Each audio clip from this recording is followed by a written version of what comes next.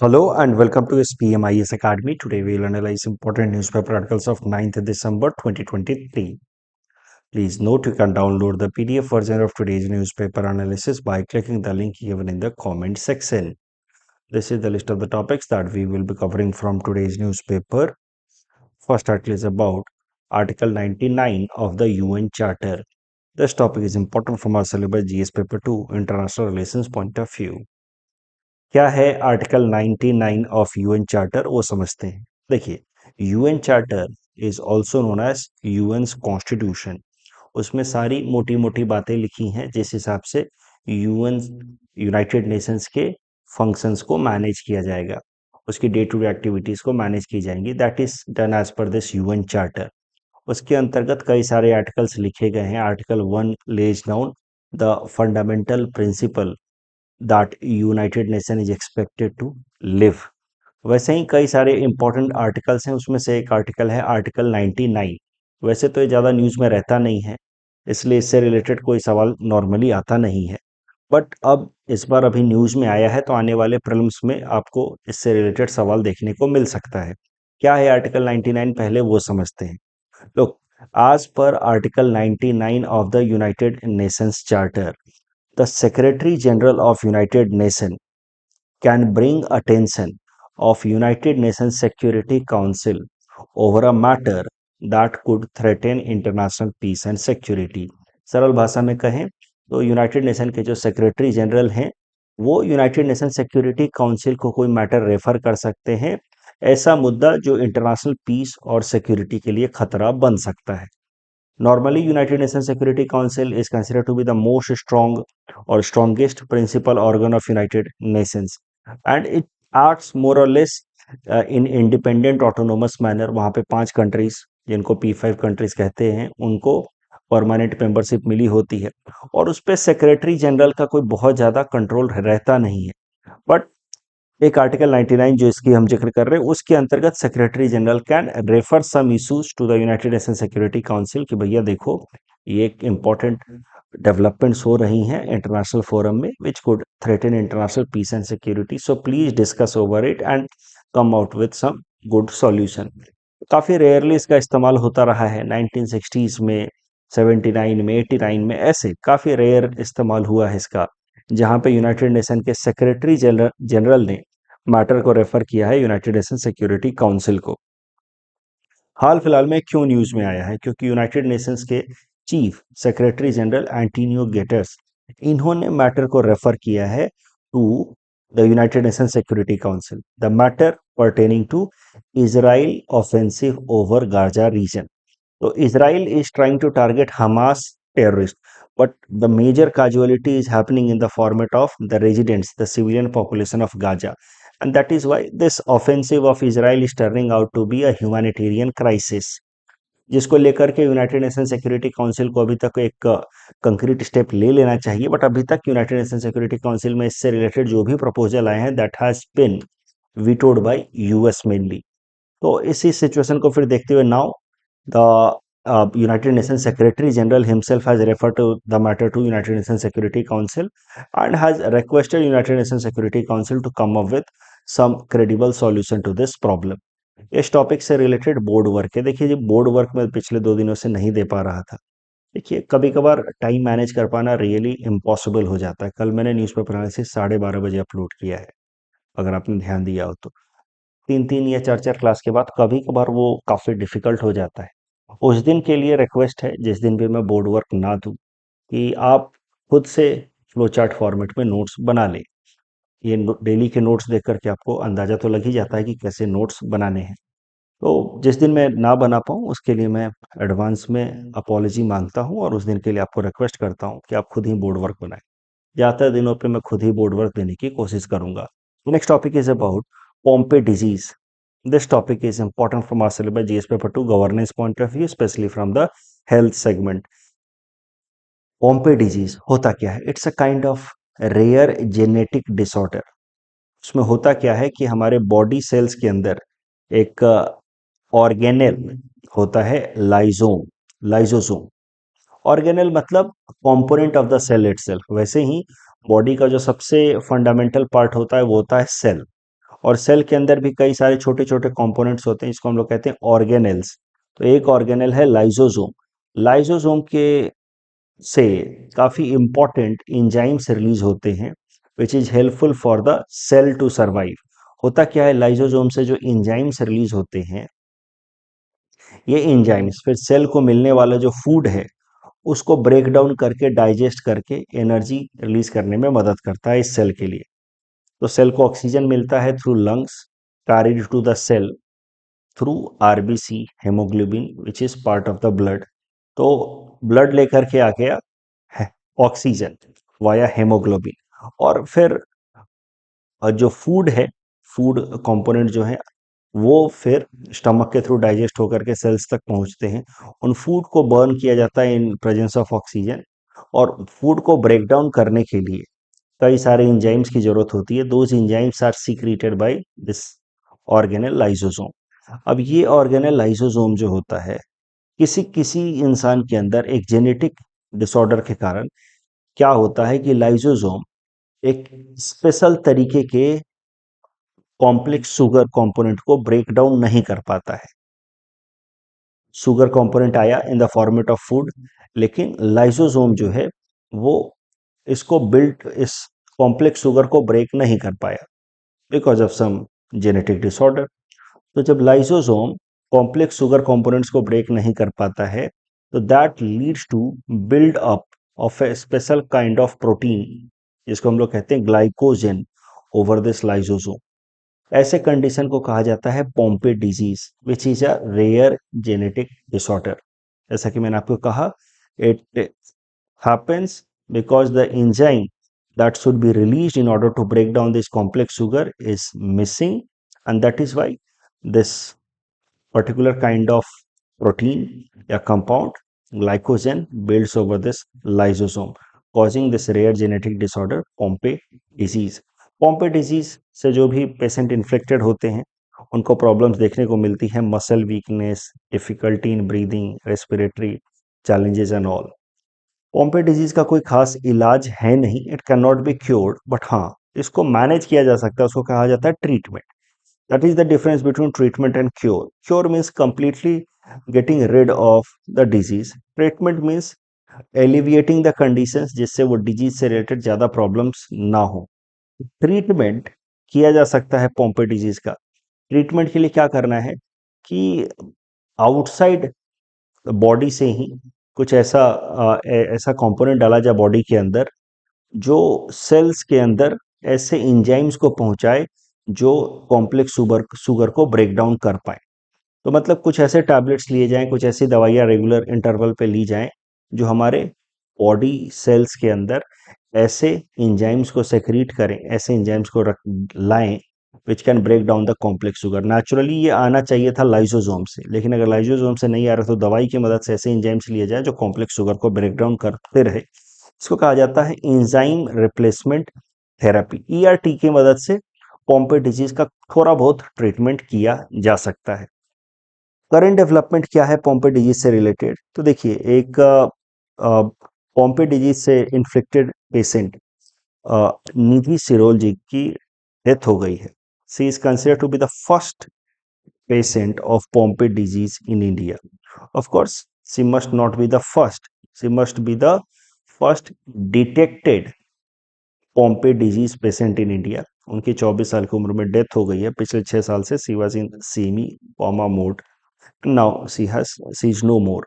तो Pompe disease इस कारण से न्यूज में आया है। माना जा रहा है सरकार के रजिस्ट्री के हिसाब से there are about 50 individuals in the country who suffer from Pompe disease.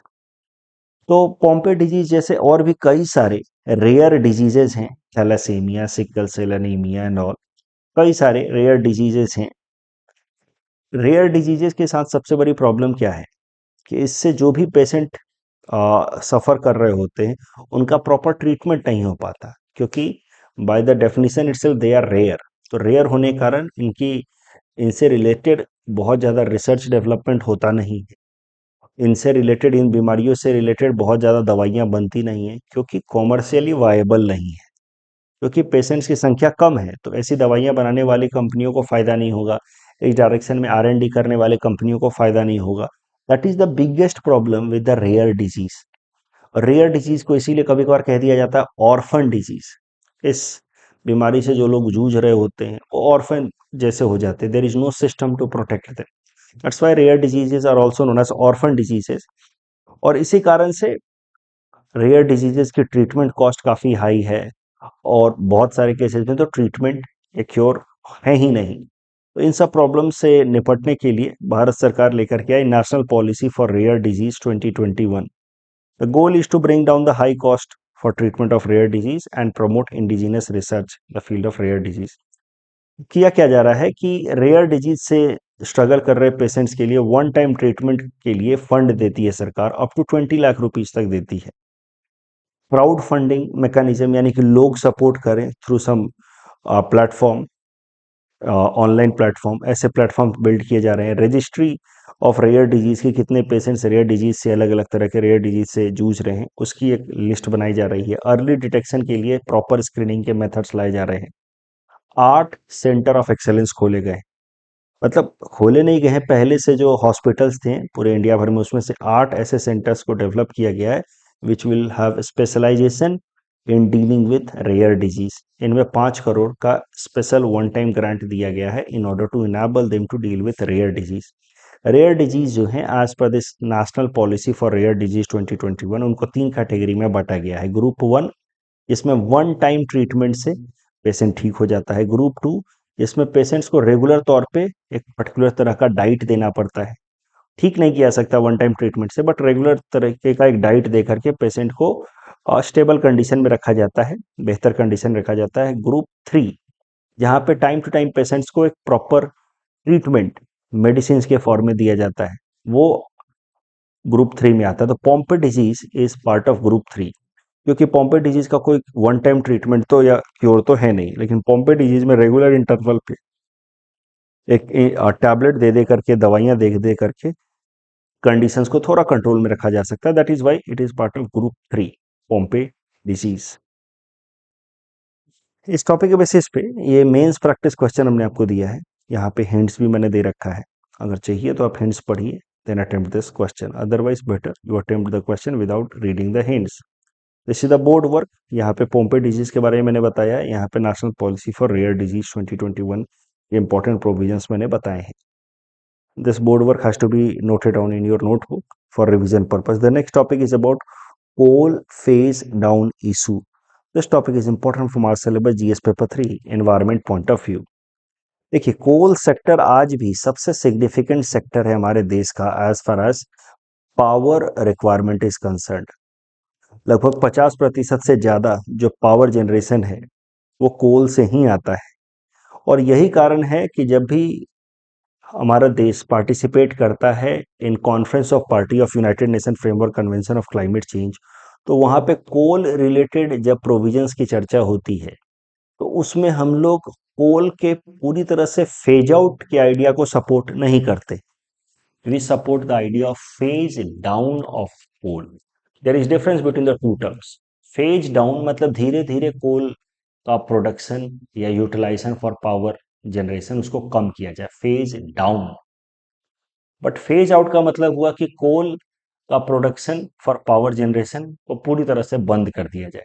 India has been always supporter of the idea of phase down of coal production use for power generation, not phase out. पूरी तरह से बंद नहीं कर सकते, ऐसा stand India ने 2021 से ही कॉन्फ्रेंस ऑफ पार्टी नंबर 26 जो हुई थी ग्लासगो में, वहां से लेना शुरू किया है रिगार्डिंग कोल, कि we support the idea of phase down of coal, not phase out of coal production. We cannot completely shut it down. I hope that you recognize the difference between phase down and phase out. Down मतलब कम करना, out मतलब खत्म कर देना। So why India is against phasing out of coal? The answer is simple, obvious and obvious. You see, 55% तक की जो हमारी एनर्जी रिक्वायरमेंट है आज भी पावर सेक्टर में, that is coming from coal. तो इसको पूरी तरह से फेज आउट करने का मतलब है there will be huge economic impact. उसके अलावा कोल से बाकी सारे सेक्टर में ट्रांजिशन करना, रिन्यूएबल एनर्जी हो गया, बायोफ्यूल हो गया, और ट्रांजिशन कॉस्ट काफ़ी हाई है, तो उसमें वक्त लगेगा। ट्रांजिशन कॉस्ट हाई है, फॉर एग्जांपल सब्सटेंशियल इन्वेस्टमेंट लगता है, इंफ्रास्ट्रक्चर लगता है, तो उसमें थोड़ा वक्त लगेगा because of this high transaction cost. तो इसी कारण से India is not in favour of completely phasing out of coal. We are in favor of phase down. Lack of reliability on renewable sources. Look, renewable sources like solar or wind cannot be 100% reliable. जब wind speed कम हो जाएगी कभी, उस time में wind energy का production कम हो सकता है, सोलर एनर्जी का प्रोडक्शन ऑफ कोर्स कम हो जाता है during the winters and the rainy time, so they are not as renewable as coal. At the same time, India has been supporter of the idea of phasing down coal as well as phasing down of fossil fuels. India का कहना है कि why only talking about coal and phasing out of coal की बात कर रहे हैं directly. Why are you not talking about fossil fuel? So India since Sarmal Sheikh Conference of Party number 27 last year, तब से इंडिया सजेस्ट कर रहा है कि कोल और फॉसिल फ्यूल दोनों का ही फेज डाउन पे फोकस किया जाए, ना कि फेज आउट पे। अगर भारत की बात की जाए तो जैसा कि मैंने आपको बताया, इंपॉर्टेंट डेटा है कि 55% तक का जो हमारा पावर है that is coming from coal. लेकिन अगर हम लोग देखें use of coal per capita, यानी कि जितना भी हम कोल इस्तेमाल कर रहे हैं उसको अगर अपने पॉपुलेशन से डिवाइड कर दिया जाए तो India still lacks behind some of the major countries like Australia, China, Germany, US. अभी भी हमारे यहाँ पे कोल काफी कम प्रोड्यूस होता है। Board work for this particular topic, please note it down in your notebook for revision purpose. इस topic के बेसिस पे फिल्म्स प्रैक्टिस क्वेश्चन हमने आपको दिया है, attempt this question and you can submit the answer in the comment section. This is about monetary policy review. मैंने आपको economics जब भी पढ़ाया है क्लासरूम में, मैंने हर बार कहा है कि मॉनेटरी पॉलिसी रिव्यू हर 2 महीने पे एक बार होती है by the monetary policy committee of RBI. मैंने आपको बताया है monetary policy committee of RBI 6 member committee headed by RBI governor, RBI deputy governor 2 होते हैं, फिर 3 member were appointed by the government of India for a 4-year term। और monetary policy committee फिर फैसला करती है about monetary policy. Different tools are changed in order to regulate the economy. Economy में जो मेन गोल होता है economy management का आरबीआई के लिए, when the monetary policy committee meets, वो होता है inflation targeting as per monetary policy framework agreement, inflation targeting where CPI inflation has to be kept between 4 plus minus 2%, and if RBI fails to keep inflation in the desired range for 9 consecutive months, then it will be considered as failure of RBI, and RBI will have to submit a report to the government of India explaining the reason behind its failure and what action it is taking in order to bring inflation again back in the desired range। तो ये सारी चीजें मैं आपको जब भी economics पढ़ाया जिस भी बैच को, मैंने आपको कहा है कि हर 2 महीने पे मॉनेटरी पॉलिसी रिव्यू होता है। मैं उसको कवर करता हूँ न्यूज़पेपर एनालिसिस में ताकि आपका रिवीजन होता रहे। आप ये सब चीजें जानते हैं, क्लास में मैंने सब बोर्ड पे लिख करके दिया है। आई जस्ट होप कि आपको याद आ रही हैं ये सारी बातें। अगर आपने पहले भी पढ़ा है तो please let me know in the comment section, are you able to recall this और नॉट। न्यूज़ अगेन वही है, काफी महीने हो गए, लगभग 5-6 बार से मॉनेटरी पॉलिसी रिव्यू में आरबीआई कुछ भी रेट्स में बदलाव नहीं कर रही है। वही हुआ इस बार भी, RBI has kept the rate same, repo rate and all the rates have rep unchanged. Yet I covered this topic for the revision purpose only, इसीलिए यहाँ पे कोई बोर्ड वर्क नहीं दिया है यहाँ पे, क्योंकि ये monetary policy committee, monetary policy framework agreement, इसका तो क्लास में ही हमने फ्लो चार्ट बना लिया है।